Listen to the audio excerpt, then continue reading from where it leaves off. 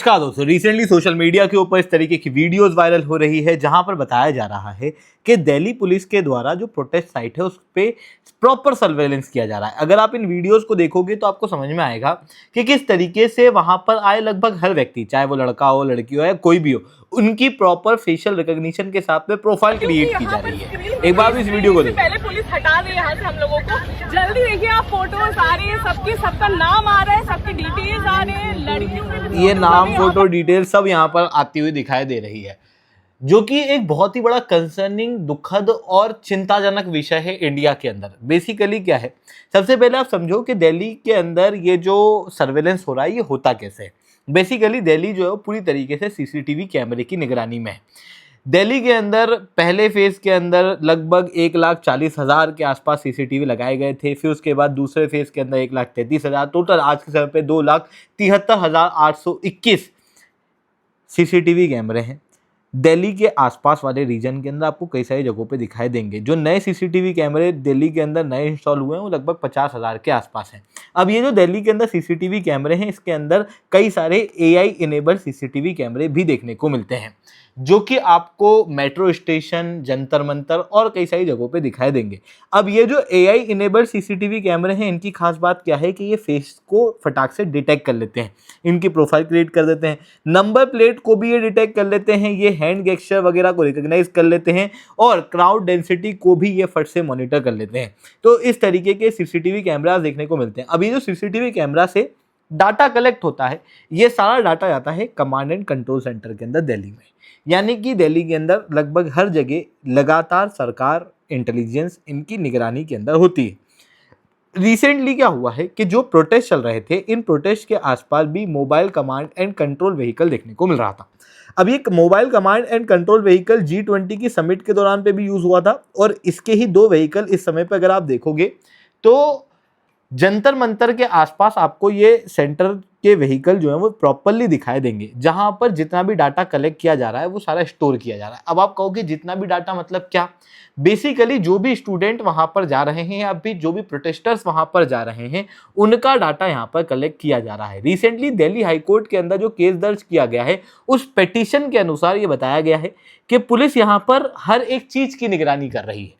बच्चे क्या खा रहे हैं, प्रोटेस्टर क्या पी रहे हैं, कहाँ घूम रहे हैं, किस तरीके से बातचीत कर रहे हैं, से लेके किस तरीके की मेडिकल हेल्प ले रहे हैं, इन सारी चीज़ों की जानकारी सरकार और दिल्ली पुलिस के पास में एक डाटाबेस के अंदर स्टोर हो रही है। और ऐसा नहीं है ये पहली बार हो रहा है। 2019 के अंदर भी जब प्रोटेस्ट हुए थे दिल्ली के अंदर, तो उस समय पर भी इसी तरीके का सिस्टम डिप्लॉय किया गया था। और उस समय पर इंडियन एक्सप्रेस का ये आर्टिकल है जो बताता है कि ये जितने भी डाटा कलेक्ट किए जाते हैं, इनको डाटाबेस के अंदर स्टोर किया जाता है।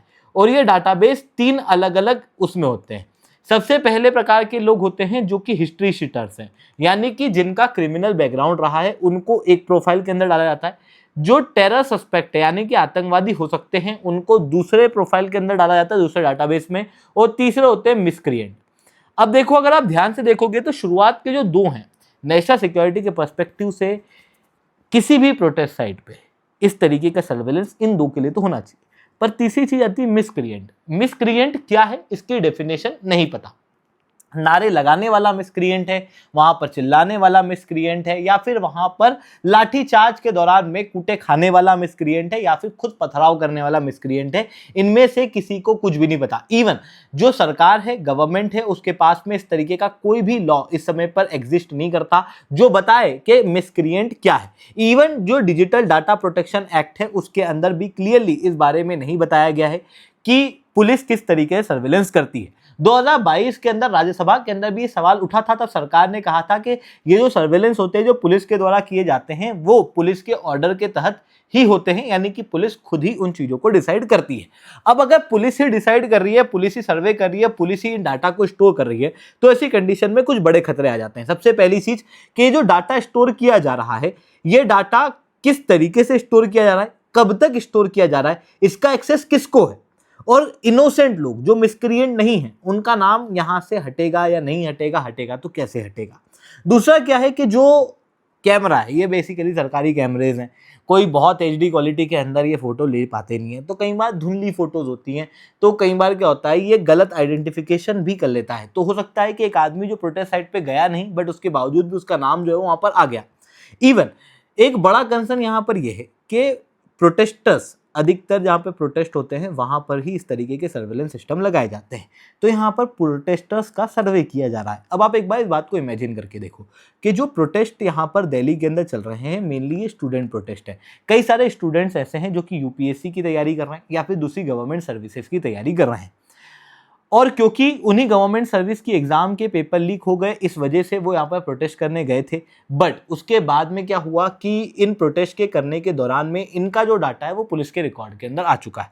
अब वो बच्चे बेसिकली इंडियन एक्सप्रेस के अंदर एक लड़की ने इंटरव्यू दिया और कहा कि मैं डरी हुई हूं कि ऐसा ना हो कि मेरा नाम पुलिस के रिकॉर्ड के अंदर फ्लैग हो जाए और इससे मेरे सिलेक्शन के अंदर कोई भी खतरा उत्पन्न हो। इतना ही नहीं दोस्तों, एक और बड़ा इशू यहाँ पर यह भी देखने को मिलता है कि कई सारे बच्चे जो प्रोटेस्ट साइट पे जा रहे हैं वो बिना अपने पेरेंट्स को बताए भी जाते हैं। तो उनको डर है कि कहीं ऐसा ना हो हमारे पेरेंट्स को इस बारे में जानकारी लग जाए। ऐसी कंडीशन में क्योंकि यहाँ पर कोई ऑडिट भी नहीं है कि फाइनली जो प्रोटेस्टर्स के डाटा कलेक्ट हो रहे हैं इसका इम्पैक्ट उनकी प्राइवेसी के ऊपर क्या पड़ रहा है, ये एक बहुत बड़ा कंसर्निंग इशू बन चुका है। अब भारत के अंदर जो लोग हैं उनको ऑलरेडी कोर्ट के द्वारा केस पुत्तस्वामी जजमेंट के तहत राइट टू प्राइवेसी का अधिकार दिया गया है, यानी कि अगर लोगों को सर्वे किया भी जा रहा है तो it should be legally valid, यानी कि पीछे कोई कानून होना चाहिए। पर इंडिया के अंदर कोई भी कानून नहीं है। अब देखो, नेशनल सिक्योरिटी के लिए बहुत ज़्यादा जरूरी है ऐसी प्रोटेस्ट साइट के ऊपर इस तरीके से सर्वेलेंस करना, क्योंकि हो सकता है प्रोटेस्ट का मिसयूज किया जा रहा हो या फिर मॉब को भड़काया जा रहा हो। बट इस तरीके के सर्वेलेंस जब किए जाते हैं दूसरे देशों के अंदर तो वहां पर उस चीज़ के प्रॉपर कानून होते हैं। जैसे यूरोपियन यूनियन के अंदर एआई एक्ट है जो 2025 से इफेक्टिव है, जो कि काफ़ी नैरो एग्जेम्पशन के साथ में प्रोटेस्टर्स के लिए सारा मतलब सर्वेलेंस वगैरह करता है। स्वीडन के अंदर भी आपको प्रॉपर कानून वगैरह देखने को मिलेंगे।